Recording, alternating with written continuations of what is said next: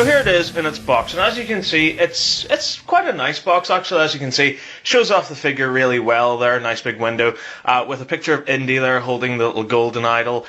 Indiana Jones written there with a little whip around the side. Indiana Jones, Raiders of the Lost Ark written down there. Ages 4 years and up. You can see his little golden idol in there. As you can see, the box shows him off really well because it's kind of got that sort of rounded aspect to it, which looks really great. On the top, again, and below, on the sides, you're not really missing much.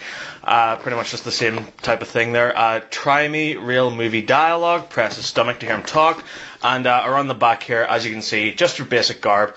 This is the international version of the packaging, so the same thing is written in multiple languages there. Isn't that great? And a picture of Indy there swapping out the idol in one of the infamous scenes from Raiders. And down here, as you can see, here's some more of the toys in the range, including Mutt Williams, Cairo Swordsman, German Officer, and for some reason, another Indiana Jones minus his leather jacket. So that's pretty much this figure in its box. Now let's crack it open and take a look at it out of its box.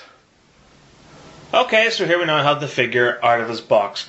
And let's take a look at the detail first of all. As you can see, the face looks really, really weird right up from the start here.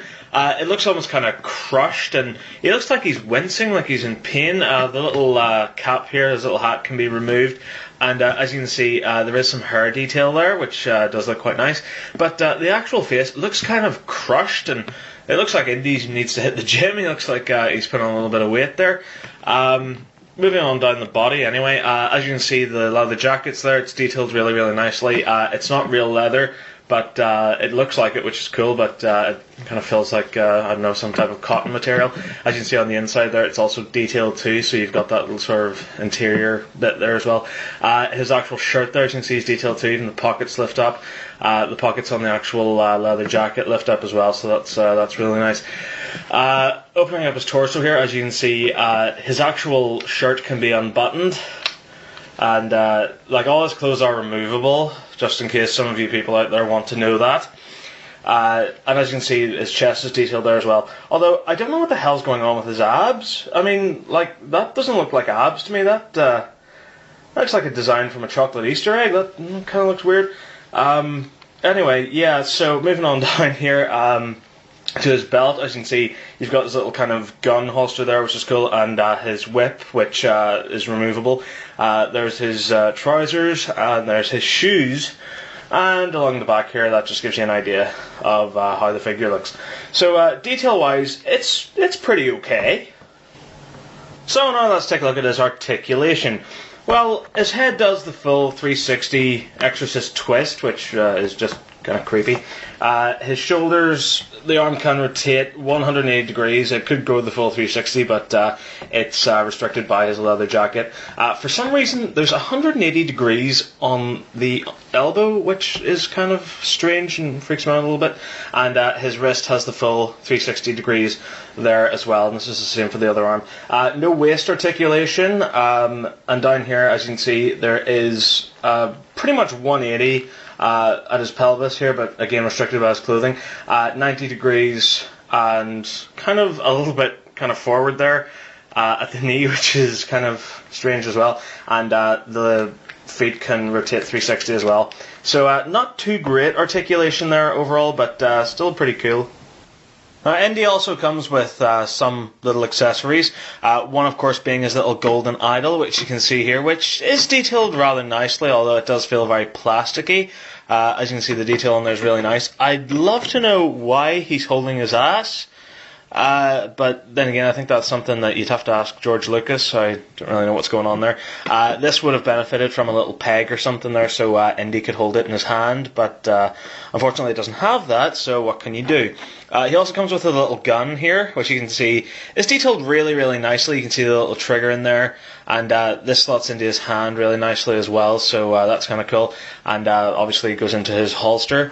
He comes with two whips. This is the first whip. This is one that attaches to his belt, and it's already coiled up and you can't uncoil it. And as you can see, it's detailed fairly okay. There was another whip that did come with it that was unspooled, and it was made out of kind of like a rubber. It was kind of like a rubber band, and you put it in his hand, and obviously you could have him stand in various motions with it. But unfortunately, because it was made out of rubber, it kind of snapped and fell apart on me, so I threw it out.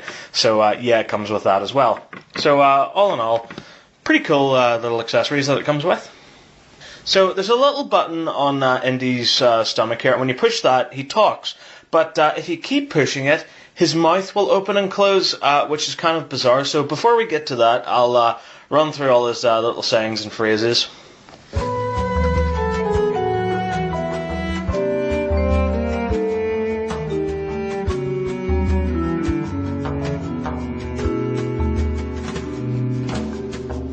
So you do get a lot of nice little sayings from all three of the original films, so that's kind of nice. But as you can see, it's really, really weird the way he opens and closes his mouth. So as you can see here, his face is kind of rubberized here, which is incredibly strange. So you can see there, it kind of can be moved around.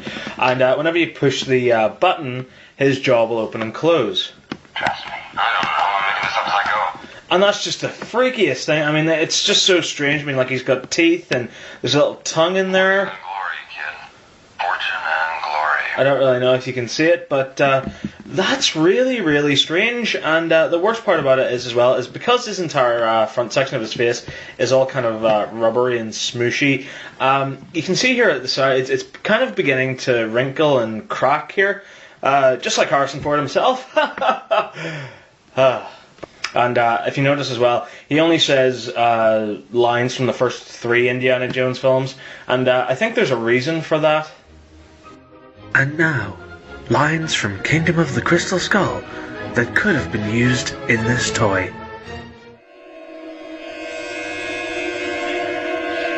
Oh my god, you guys! A nuclear bomb's about to go off! Seriously! Hey, look, a fridge! I can hide in there!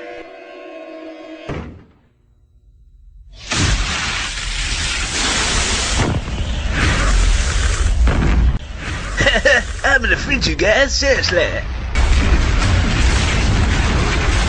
Whoa!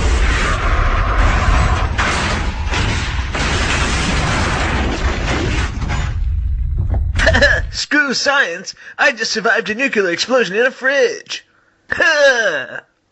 So all in all, what do I think of this figure? Well, it would be alright. I mean, the box is quite nice, shows off the figure quite well. The detail on the clothing's quite nice. I like the accessories as well. Heck, I even like the phrases that they included with the figure, because they're all obviously quite famous lines from the 3 films.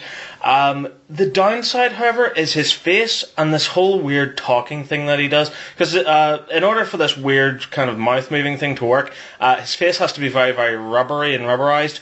And it's obviously starting to creak and kind of crack there along the sides, and it doesn't look like it's going to last much longer. And like, this is a toy that I don't even play with, so if you give this to a kid, obviously the face is going to be ripped off within no time flat.